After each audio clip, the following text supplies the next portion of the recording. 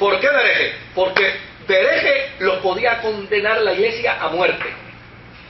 Pero si salían bien de hereje, entonces se acusaban de sedicioso, porque entonces, si te salvabas de la iglesia, te agajaba el Estado.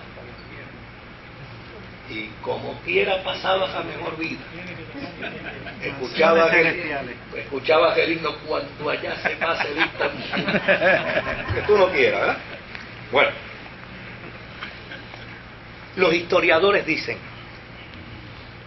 que hubo más muerte en ese periodo de tiempo en Alemania y en Suiza y en toda Europa occidental, más que en los primeros 3 siglos de la historia de la persecución de la iglesia primitiva, porque el movimiento anabaptista creció como resultado de la frustración que sintió el pueblo al descubrir que ya sencillamente la reforma de Lutero y la reforma de Zwinglio no habían logrado todos los objetivos que ellos entendían debían lograrse. Algunos, como ellos hablaban de que habían que rebautizarse, una de las torturas que hacían era que les decían, venga, así que los vamos a bautizar, y los dejaban debajo del agua. ¿Sí? Ah, tú eres de los que te quieren bautizar. Aquí está. Bautízate, bien bautizado. Ahí, debajo del agua. A otros les decían, no, agua no les vamos a dar. Lo que les vamos a dar es fuego. Y los quemaban vivos. Y a otros. ¿Pero por qué los mataban si se querían bautizar? Porque no respondían al Estado. Ya sencillamente porque no se responde al Estado. A un Estado que dice que es cristiano, pero no funciona. ¿Y cuándo usted ha visto un Estado que diga que es cristiano y funciona como cristiano? No. Todo. ¿Pero quiénes eran esos que los ahogaban? ¿El Estado o los cristianos? Los cristianos y el Estado. Los dos. Los dos. ¿O sedición o hereje? O por herejía. Como quieran. Y desde luego, había una tortura peor. Era que los descuartizaban vivos. O sea, fue una experiencia. Eso es un manto negro dentro de la historia. ¿No? Porque, o sea, si hablamos de muchos siglos del catolicismo, pues la historia, ¿se acuerdan que yo no se me enoje nadie ahora? Dimos que la historia ni quita ni añade. La historia narra hechos como fueron. Y estos son los hechos.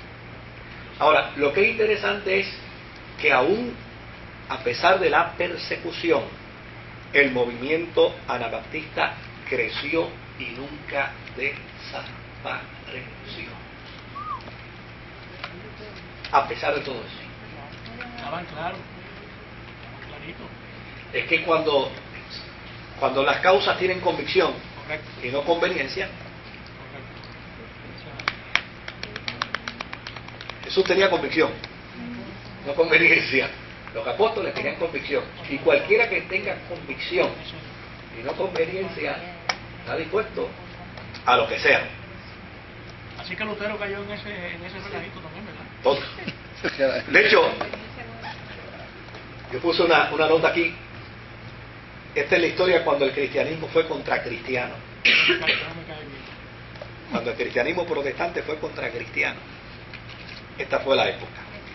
Ok, claro. Lo mismo. Bueno, los católicos fueron los primeros que empezaron. Porque los católicos dijeron, óyeme, si esta gente le tira a los luteranos y si le tira a los de Zwinglio, ¿le podemos meter mano? Le podemos meter mano. Y el mejor argumento es este. Les metemos mano. Y luego, cuando ellos le metieron mano y empezaron a aniquilarlo, ya necesariamente, entonces los otros, en lugar de decir, no, espérate un momentito, ¿cómo que van a matar a nuestros hermanos? No, todo lo contrario, ellos también dijeron, vamos a empezar a trabajar contra ellos. No se unieron, no se unieron, cada cual en lo suyo, pero mataban a los anabaptistas. Sí, ellos no se unieron, nunca se unieron, pero sí, o sea, Los anabaptistas estaban en el jamón del sándwich. Si me agarra un católico me mata, y si me agarra un luterano me mata, y si me agarra uno de Silvio me mata, y si me agarra el Estado me mata, a mí me mata cualquiera. Ahora, A los que ahogaban así eran a los anabaptistas. a los anabaptistas, sí. Ahora, los primeros dirigentes de ese movimiento eran personas eruditas y en efecto eran personas pacíficas. Pero esa generación desapareció. Y cuando volvió la segunda generación, entonces esa segunda generación fue entonces más radical y más violenta. Y dijeron, no, espérate, esto del pacifismo no puede ser. El pacifismo no puede ser. Por ser pacífico Nos mataron. nos han matado. Así es que se levanta un nuevo líder que se llamaba Melchor Hoffman. No tiene que ver nada con Dávila. ¿Tú eras Melchor? Ni con los reyes. Con Dávila no tiene. Belsasar. Ah, tú eras Belsasar. Melchor Hoffman era un talabartero y era un predicador laico luterano de Dinamarca. Pero desde luego no le hacía sentido la postura de Lutero en cuanto a la comunión, aquello de la transubstanciación. A Hoffman no le hacía sentido. Y ya sencillamente, cuando empezó a escuchar la doctrina de Zwinglio, le hacía más sentido la doctrina de Zwinglio que la de Lutero. Así es que renuncia al luteranismo y se va al movimiento de Zwinglio. Pero estando dentro del movimiento de Zwinglio, empieza a oír de los anabaptistas. Ya fue para allá. Y dice, me gusta la postura de los anabaptistas. Y se va con los anabaptistas. Finalmente se va a Estrasburgo. Y allí se convierte en un predicador apocalíptico. Y empieza a anunciar que el día del Señor estaba cerca. Oiga, cualquiera predicaba eso. Con la persecución que había, con la inestabilidad que había, con la desconfianza que había, con el caos que había, ¿qué se podía esperar? Que el día del Señor estaba cerca. Así que él empieza a predicar de la segunda venida de Cristo y finalmente termina diciendo, como terminan diciendo muchos pronosticadores apocalípticos, que en Estrasburgo es que va a descender la Nueva Jerusalén.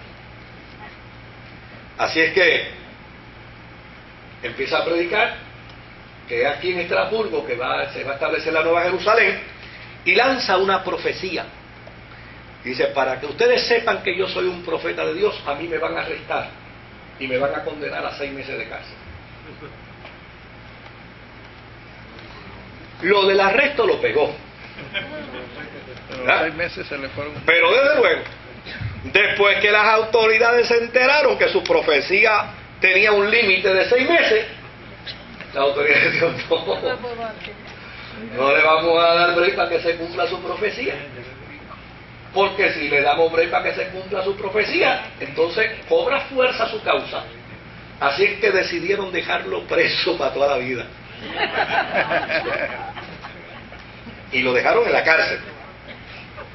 Claro, cuando lo dejan en la cárcel, entonces él empieza a promover que los hijos de Dios tienen que tomar las armas contra los hijos de las tinieblas. Y desde luego, con ese mensaje, mucho menos. Muchachos, usted dice que en 6 meses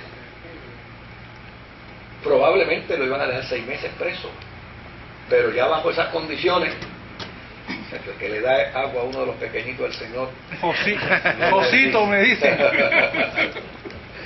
Entonces, ¿qué sucede?